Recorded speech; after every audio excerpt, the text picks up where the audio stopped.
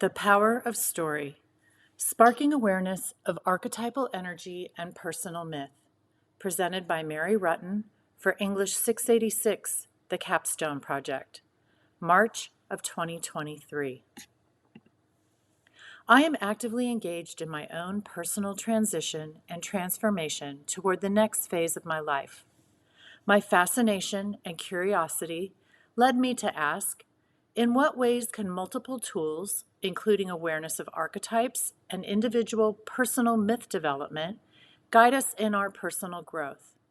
To answer this question, I will utilize a qualitative research approach to present an autoethnography outlining my personal timeline of experiences that include tools such as storytelling, looking at societal myths and narratives, and the energy of archetypes. Grounded in transformational adult learning theory, I will review the influence of Carl Jung on personal myth development and the hero and heroine journey narrative structures outlined by Joseph Campbell, Maureen Murdoch, and Sharon Blackie. I will present a case study using the singular text Women Who Run with the Wolves by Dr. Clarissa Pinkola Estes. After introducing topics such as storytelling, transformation, archetypes, and myth, I weave in the art tool Soul Collage, created by Sina Frost, to enhance the transformational experience of text interaction. Over the course of my program, there are 3 topics that stand out the most prominently. First, Cheryl Glenn's book, Rhetorical Feminism and This Thing Called Hope. It anchors the project in the goal of guiding individuals to question the myths and fairy tales that are dictated by society, and instead move toward a world that values openness, authentic dialogue, deliberation, interrogation of the status quo, collaboration, respect, progress, inclusivity, and representation. Next, in James Herrick's chapter, Narration and Argument, found in the subject of story, he presents the following main points about narrative. It brings arguments to life, sets ideas in contrast, allows marginalized voices to speak, win over audience with humor, it focuses attention and builds community. Rhetoric also follows the main points of narrative through its persuasive nature. Finally, in Craig Smith's book, Rhetoric and Human Consciousness, A History, he shares in his chapter, Rhetorical Dimensions of Myth and Narrative, that Aristotle's position was that, quote, intrapersonal rhetoric is often converted to interpersonal persuasion. The way we persuade ourselves is the way we persuade others. He also brought to my attention that, quote, rhetoric is essential to human existence because it can deal with the mental states that affect our perceptions, end quote. Smith further notes that the use of sound as symbols for objects, feelings, perceptions, that is, language, may have developed over 60,000 years ago. Finally, he argues that our survival depends on the ability to adjust to our changing worlds, and so he states, quote, that is why storytelling is the oldest form of rhetoric, end quote. We search for meaning and crave richness and depth in our lives. We want to grow and transform with the progression of the world around us. Many of us want to write ourselves into new societal scripts. All living beings develop and change, and curious humans are compelled to elevate and expand the viewpoint from which they grasp themselves and their world.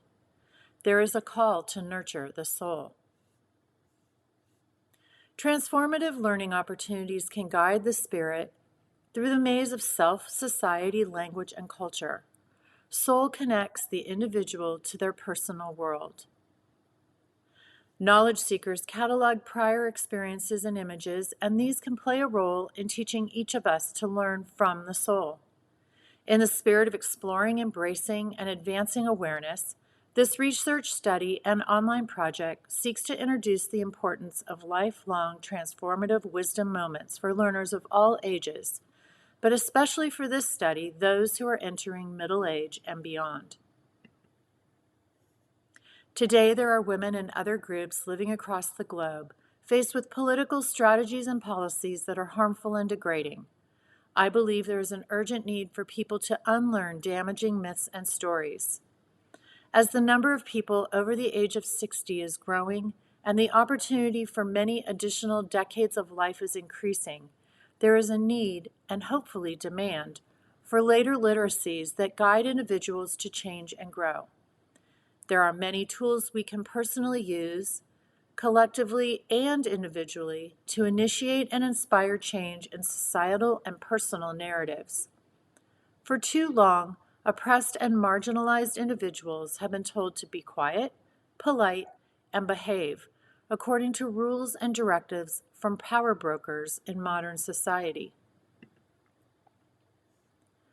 When we tell our stories, we open opportunities for others to share their stories. If we engage with each other, we will find common patterns, symbols, and themes that grow our confidence and strengthen our social bonds. My theory is that storytelling is a key component to the life journey. Through my work as an educator, writer, mother, publisher, and curriculum developer, identifying symbols, archetypes, and themes from my personal unconscious using literature, meditation, and art has allowed me to move toward my path of completion and wholeness.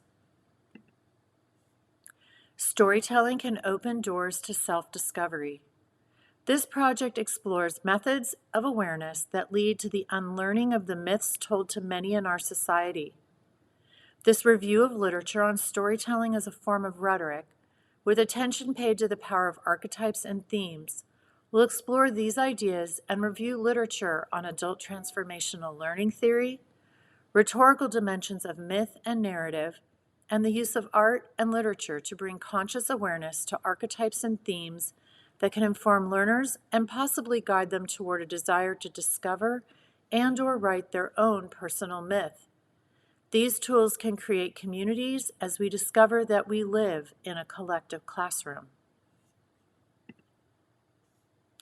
I feel a strong connection to phenomenology and narrative analysis. Digging deeper, I am most likely a phenomenologist because they are interested in people's lives and their experiences.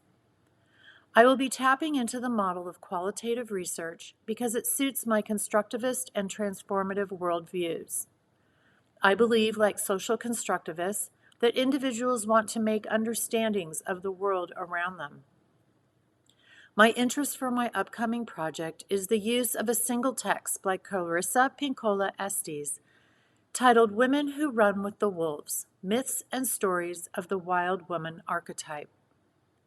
A case study can shine awareness of a phenomenon, and I believe that those who engage with this single text will experience noticeable transformational growth. Interview is a primary method of data collection, and I feel comfortable and curious in this arena. I plan to utilize the qualitative research method of autoethnography as an extension of narrative analysis to report and highlight a case study of Nancy Samara as she experiences reading The Women Who Run with the Wolves text and engaging with Soul Collage in preparation to write a personal myth. I will share a chronological timeline of my own transformational personal myth journey as one example of one of the formats that Nancy will be presented to use in the future. The Power of Story, an online experience. To begin collecting data for my project, I wrote a curriculum using the introduction and first chapter from the book, Women Who Run with the Wolves. I reached out to approximately 50 women who I believed had not had previous interaction with the book. I used a pre-reading survey tool to gather information about the reader's prior knowledge about archetypes, Carl Jung, Joseph Campbell, their impressions of storytelling, and prior retreat or group adult learning experiences. For those who took the first step and completed the survey, I shared a link to a web page that I had created, thepowerofstory.com, that provided 4 modules containing content that served as pre-reading background information. Although the page graphics for the buttons were simple one-word titles, I utilized the caption opportunity to list questions as well. How does storytelling impact my life? What can lead to transformational learning experiences? What are archetypes and how can they help me? Are myths good or bad for us? The website then directed participants to PDF links of the Estes text, Introduction, Singing Over the Bones, and Chapter 1, The Howl, The Resurrection of the Wild Woman. An optional opportunity was presented to the participants for an online Zoom gathering. I conducted a post-experience survey to look for reflections from the participants. The feedback that was provided during and after the Zoom gathering motivated me to continue developing the curriculum. Constraints emerged that I was surprised that my email requests for volunteers caused academic anxiety symptoms. I had a few of my close friends tell me that they felt like they were thrown right back into finals week from the days of their undergraduate degrees or high school. I am also constrained by time, so I reached out to adults that I knew, but since I am a white, cis, postmenopausal woman, most of the volunteers are peers, so there is not much diversity in my volunteer base. As I worked through the pilot, I found questions constantly popping up. How will I measure growth and/or change? How do I measure awareness? How will I determine prior knowledge and how it impacts change or awareness? Does the age of the participant matter? I was also constrained by the participants having access to the internet. And when the response was low at the start, I questioned whether the website might be confusing. Finally, the constraints for the multimedia project feel no different than starting an online business or marketing a book. How will I drive customers to the site? Will the technology be in working order when they want to access it? How will they find this opportunity to learn and grow? I do not have a far-reaching platform in which to shout out that I am open for this business. We all must start somewhere, so I will continue to develop and refine this idea. After the pilot study, I made adjustments and additions. In my multimodal application project, I extended upon the website that was created for the pilot project.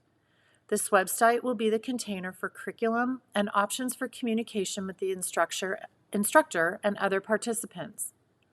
The best analogy is a portal into a membership online book club. The adult learner can learn independently and journal with the facilitator and/or engage with a community of other learners using a platform such as Zoom.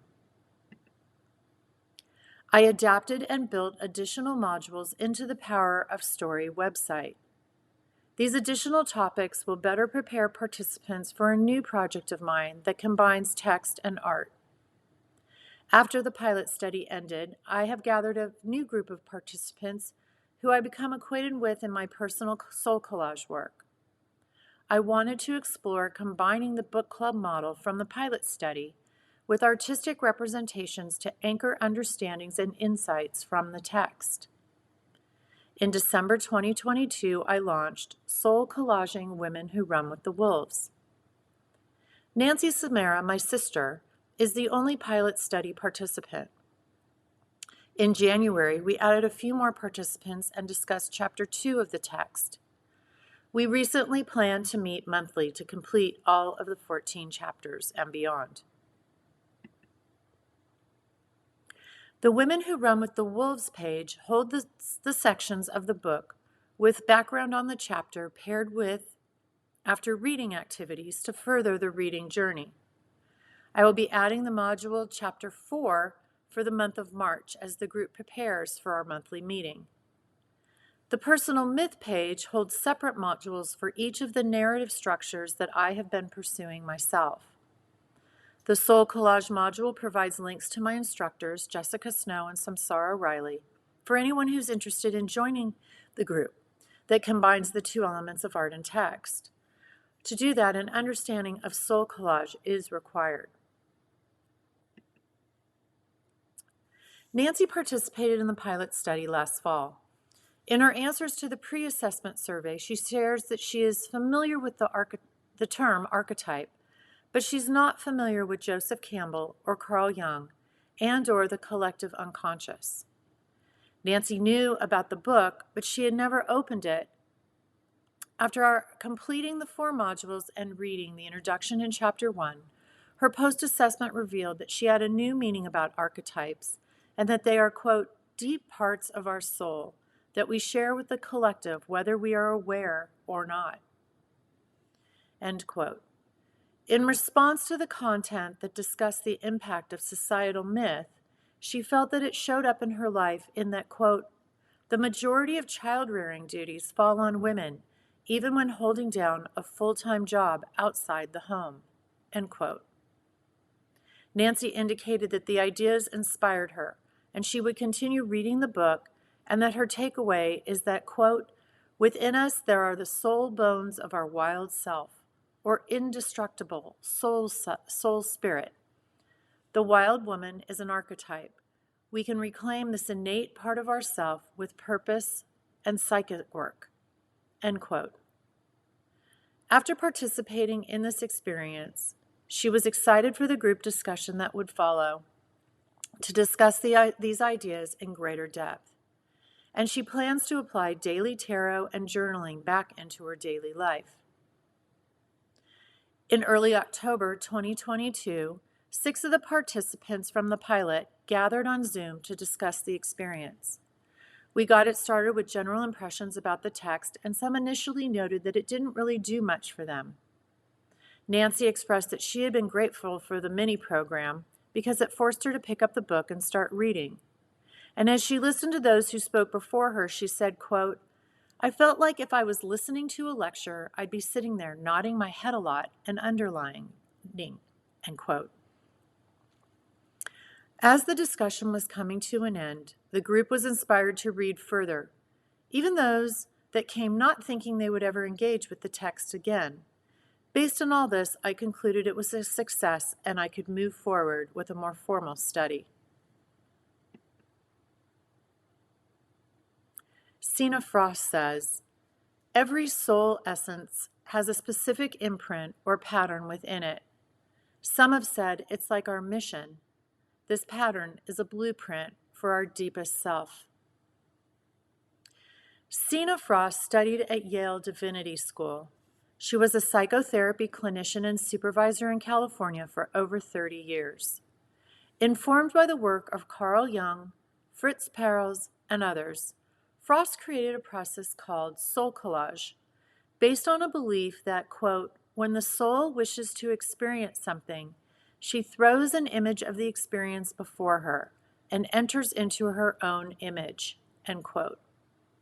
In 2003, the first trainer session was held, and there are now over 4,000 trainers across the world. Many are therapists who use this technique to aid their patients toward transformation and healing. I am registered to qualify as a soul collage facilitator in April of 2023. I had been working with soul collage for 2 years and introduced it to Nancy soon after. As we were reading the text, we both began to see cards that we had made before. I had the aha moment to combine the text and soul collage for my next project called Soul Collaging Women Who Run with the Wolves. As I mentioned, it launched in December, and we have recruited others to join. The transformational learning and growth continues as we explore the archetypes, symbols, and insights from group discussion and collaboration. I was eager to learn more about archetypes, so I took an online course last December from Craig Chalquist on the Jung platform. It was entitled, Your Personal Myth and Archetype. It prompted me to reread Sharon Blackie's book, If Women Rose Rooted, and then I stumbled upon her new offering, Hagitude. The message was clear. It was time for me to write. I have memories and experiences that I have cataloged and filed away over my lifetime. I will look back to call them up into my own personal myth storyline. There are support strategies I have learned over the decades, and I have added some new devices into my toolbox over the past 4 years. To spark my own awareness, I needed to spiral back a few years to reflect on how I got to this point and document what happened as I pondered the power of archetypes as characters in my life story. I'm offering an auto-ethnographic rear view mirror showing the progress that got me to my current circumstances. Then I will present a forward-looking projection so that I can offer transformational learning experiences for others. Many narrative structures have been presented to me in my self-exploration of various online writing workshops. For this project, the version of my story will loosely use the heroine's journey as outlined by Maureen Murdoch in her book of the same title. Murdoch published her work in the late 1980s, and many have expanded upon her assertion that the journey begins with the separation from the feminine and finishes with integration of the masculine and feminine energies. I have also explored the Blackie model of the eco-heroine journey and the Tarot Major Arcana Fool's journey that she has used in the Haggitude program. Since 2020, I searched for clarity and sharpened my 2020 vision of elements of my life. It has led me to identify the many archetypes in my world as I read, create, and analyze problems that come up in my life. Is there a villain out to get me, or is the trickster just showing up to shake things up? The creation of this capstone project can be seen through the lens of archetypes. I have energies that are not to be taken personally, as I may have done before my awareness. They are just simply roles played by characters in my life story. They are energetic, psychic forces that play out for everyone. If we can learn to respond consciously to their presence, our interactions with them can be seen as acquiring wisdom. As I write myself into the next phase of my life, I plan to create and rewrite the archetype of woman over 60. I feel it is urgent that humans of all ages unlearn the controlling and shame-inducing messages that have been swirling for centuries through the fairy tales and myths that have been passed from patriarchal literature, movies, television, and other media sources. This project may be small, like a tiny pebble thrown into the lake, but that minuscule splash can create ripples that can and will reach far and wide. If I can raise awareness in one person, they may tell a friend, and then exponential transformational growth can multiply when we tell our stories. I could not have gotten to this place without my graduate work in women's and gender studies and rediscovering tarot, which led to the major arcana archetypes. Soul Collage found me accidentally, but probably not. Without these tools of awareness, of archetypes, and individual myth development, I would not have had this level of transformational personal growth. Considering the current attacks on reproductive health and bodily autonomy in the United States and across the globe, it is even more urgent that women reconnect with their true self. Quote, women should refuse to surrender their abstract function of reproduction and a subjective social role as mother, end quote, says Marlena Maleka. And she further points out that women give birth to not only children, but also, quote, love, desire, language, art, and what is social, political, and religious, end quote. She makes the argument that Clarissa Estes' book is worthy of curriculum consideration because it opens us with, quote, the most profound foundations of pedagogy, the search for the essence of human nature and the ability to influence it, end quote. Since beginning this research project, I have started to ponder the topic of older adult literacy. I am exploring a term I have developed that I call later literacies. I believe it's important to maintain basic literacy skills in our later years, in addition to continually developing digital literacy skills. There are further later life literacies such as financial literacy, medical literacy, grief literacy, and more. As I learn about individuation for the second half of my life, I believe there may be an opportunity to further develop frameworks and curriculum to guide people to write their story while keeping their literacy skills sharp. I created MaryRutten.com as a place to hold my essays and eventually my workshop portals. I added a landing page for research. On the research page, I created a digital version of this capstone project. I separated all the major components so that those who are interested can click from page to subsequent page or simply choose a section. On the papers and presentations page, there are clickable links to all my work for the past 3 years as I achieved the Women and Gender Studies Graduate Certificate and the Masters of Art in Rhetoric, Writing, and Digital Media Studies. Another page holds a downloadable PDF version of my 2-page vita. What is next?